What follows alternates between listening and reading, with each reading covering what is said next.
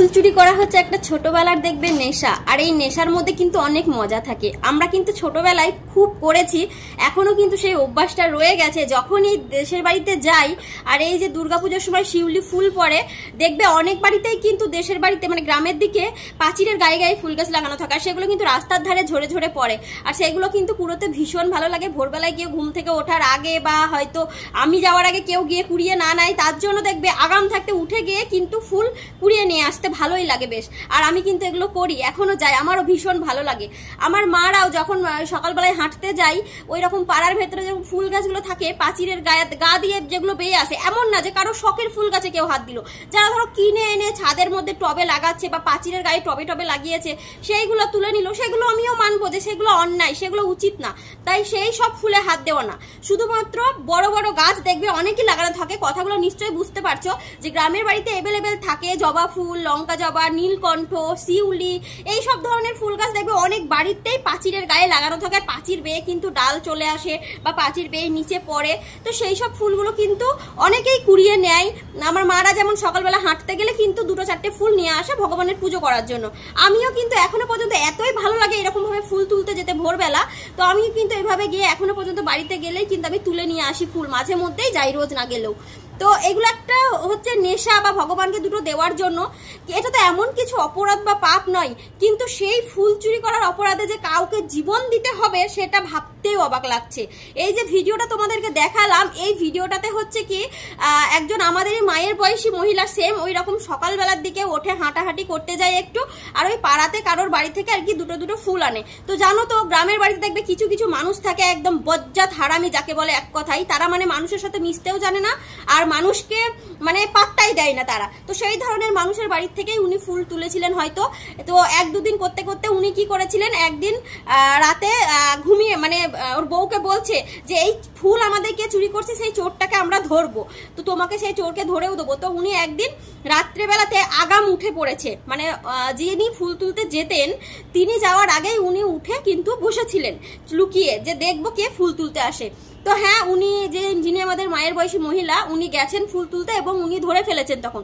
আর ধরার পরে ওনাকে কিন্তু কান ধরে উঠবাস করিয়ে ওনাকে বেঁধে রেখেছিলেন। আর সেই অপমান তিনি সহ্য করতে না পেরে উনি কিন্তু পাড়ার লোকেও কিন্তু এটা সাই দিয়েছিল, পাড়ার লোকেও কিছু বলেনি, সবাই দেখেছিল। তো সেই অপবাদ লজ্জার মধ্যে তিনি সহ্য করতে না পেরে বাড়িতে এসে কিন্তু উনি সুইসাইড করে দেয়।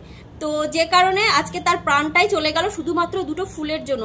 কত ধরনের মানুষ আছে আমাদের পৃথিবীতে, দুটো ফুলই তো নিয়েছে, তোমার সম্পত্তি তো চুরি করেনি, মানছি শখের ফুল গাছ হয়, তাই বলে এটাও তো ভাবা দরকার সেই ফুলটা তুলে তো সে ভগবানের চরণেই যাবে।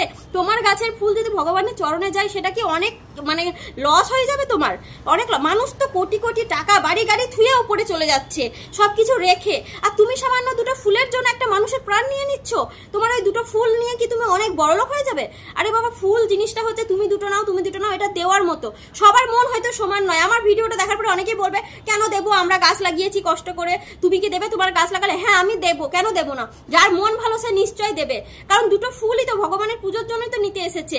হয়তো তুমি ধরে ফেলেছিলে, তোমাকে না বলে তুলতো, তোমার রাগ হওয়াটা স্বাভাবিক, তুমি রাগ করেছো, তাকে অপমান করতে পারতে, তার বাড়ি গিয়ে বলে আসতে পারতে।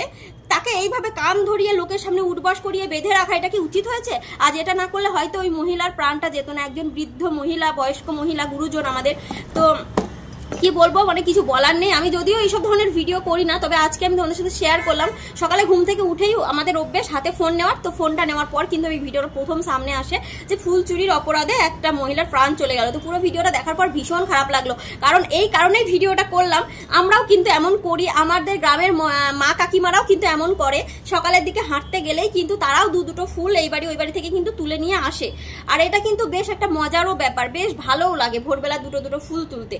যতই নিজের বাড়িতে, আজকালকার দিনে সবার বাড়িতে কিছু না কিছু ফুল গাছ থাকে, টবে হোক বা এমনি হোক, কিন্তু তবুও দেখবে অন্যের বাড়িতে দুটো ফুল পাঁচিলের ধারে থাকলেই তুলতে ইচ্ছে করে বা ভালোও লাগে তুলতে। অনেক আগে সকালবেলা তুমি হাঁটতে গেলে ফুলগুলো দেখলে তোমার তো মানে ইচ্ছে হবে অটোমেটিক যে দুটো তুলে নিয়ে যাই পুজো করব। যার ভগবানের প্রতি ভক্তি আছে সে তুলবে, যার পুজো বলে কোনো ধ্যান জ্ঞান থাকে না মনের মধ্যে সে কখনোই তুলবে না। তো যাই হোক, যদি কিছু ভুল বলে থাকি ক্ষমা করবে। আমার মনে হলো ভিডিওটা শেয়ার করা, কারণ এই জিনিসগুলো আমাদের সাথেও ঘটে। এখন থেকে ভয় ঢুকে গেল যে এরপর থেকে হয়তো আর এই ফুল চুরি করাটা ঠিক নয়। আমার মাকেও বলে দেবো ফোন করে যে মা তুমি আর এই কাজটা করো না, কারণ আমাদের এই যুগের মানুষ ভালো নয়, মানে দুটো ফুল চুরির অপরাধে তোমার প্রাণও চলে যেতে পারে। তো এই জিনিসটা আর করো না, সকালবেলায় হাঁটতে গেলে ওই হেঁটে চলে আসবে, কারোর ফুল গাছে হাতটা দিও না। কি আর বলবো, কিছু বলার নেই, মানুষের মন যত নিঠুর হতে পারে। দেখো নিউজেও তোমরা দেখতে পাবে ভিডিওটা। যাই হোক, চলো টাটা।